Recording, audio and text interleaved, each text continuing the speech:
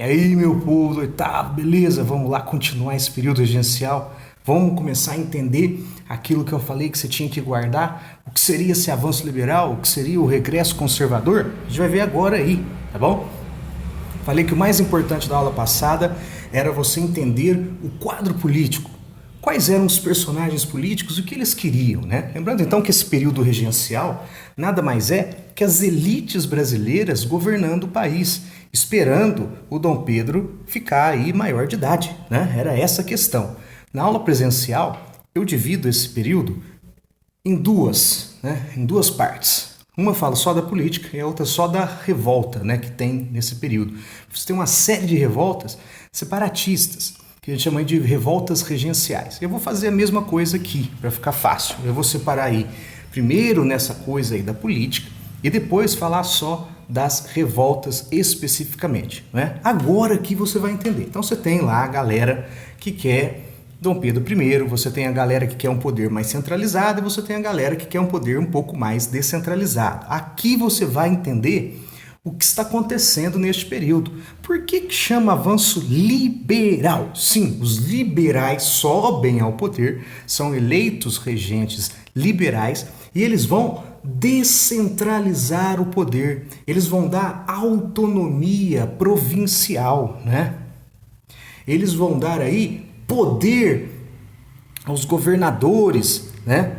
Às províncias. Então, ó, descentralização de poder. Né? O poder político não está na mão só de um. Então a regência trina permanente vai criar uma série de medidas que descentralizam o poder. Nossa, eu vou ficar falando muito isso, hein? Fica até chato, mas enfim. Por exemplo, olha lá, em 1831 você tem a criação da Guarda Nacional. O que é isso? Agora você vai entender. Tá?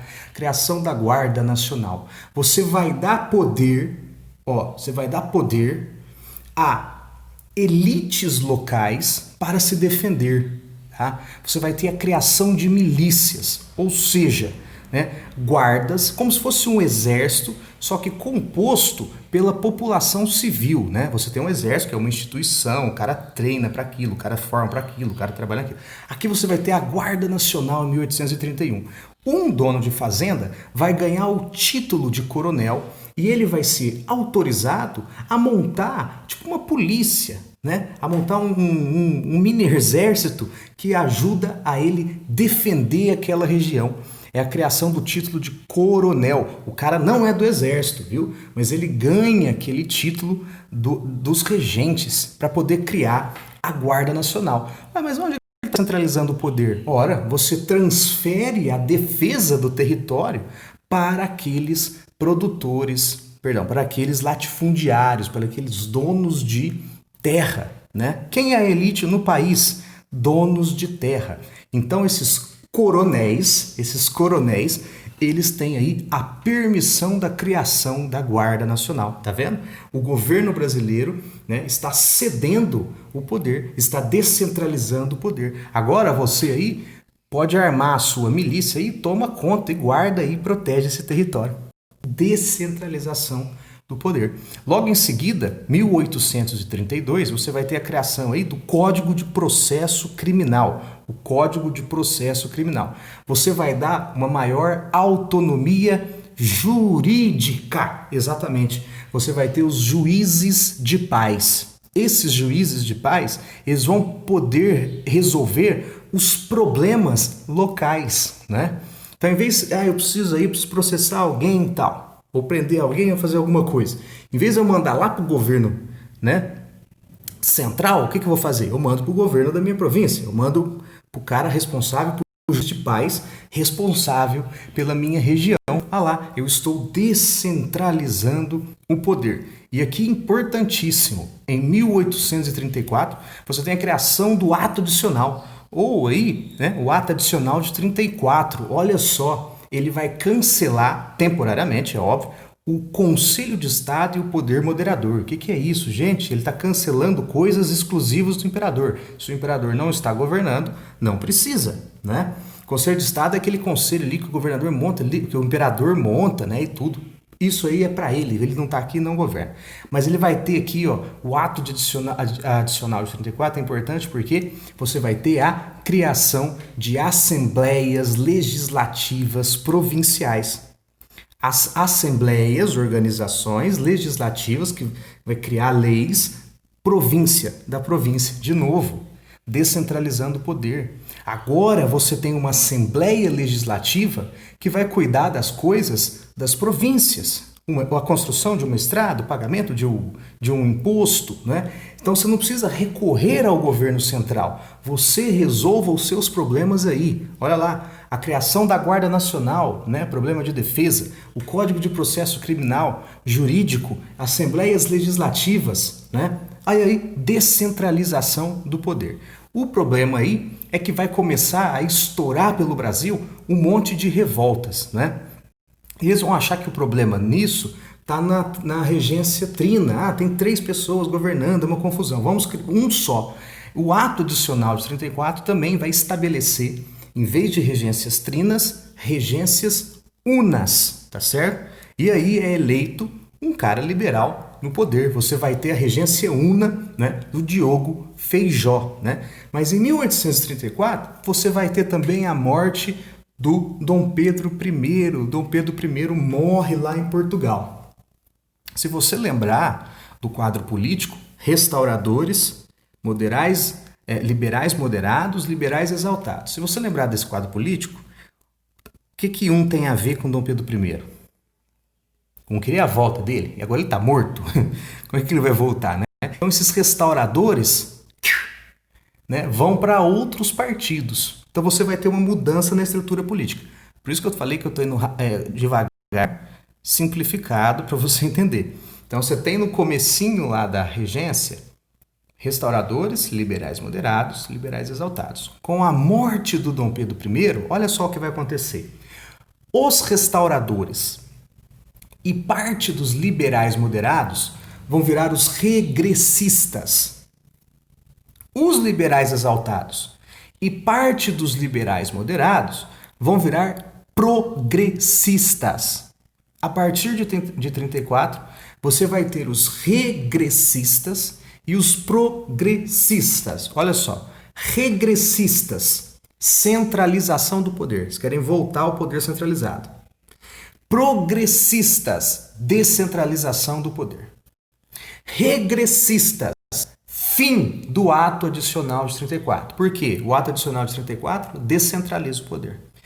Progressistas, a favor do ato de 34, porque o ato de 34 descentraliza o poder.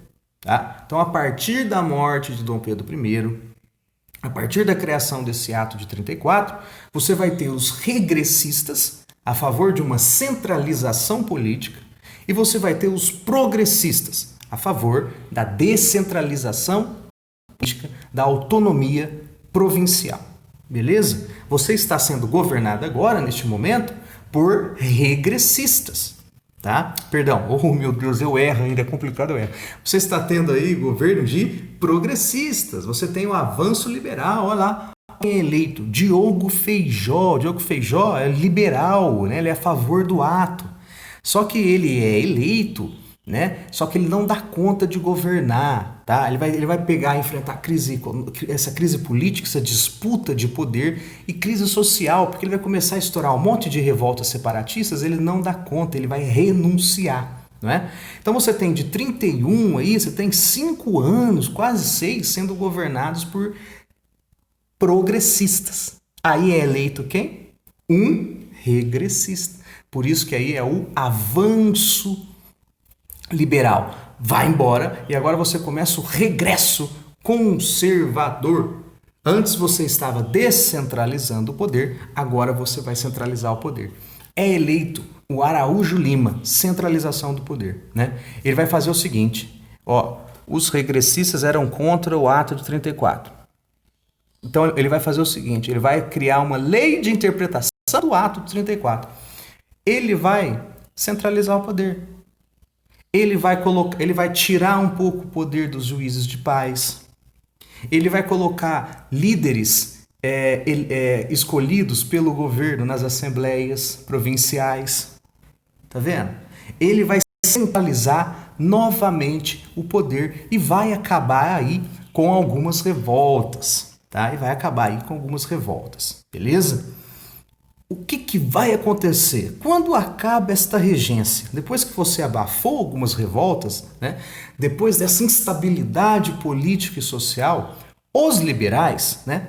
Os progressistas vão criar um clube da maioridade.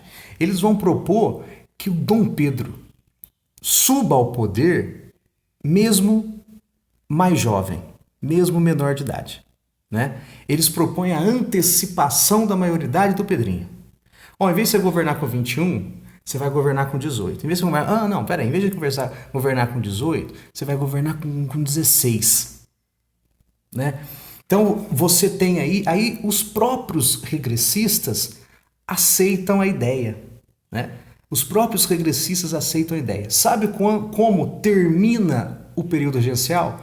No golpe da maioridade. É antecipado, né? É antecipado a maioridade do Pedro, tá certo? Do Pedro. E aí, o Pedroca, o que você está fazendo aí, Pedrinho?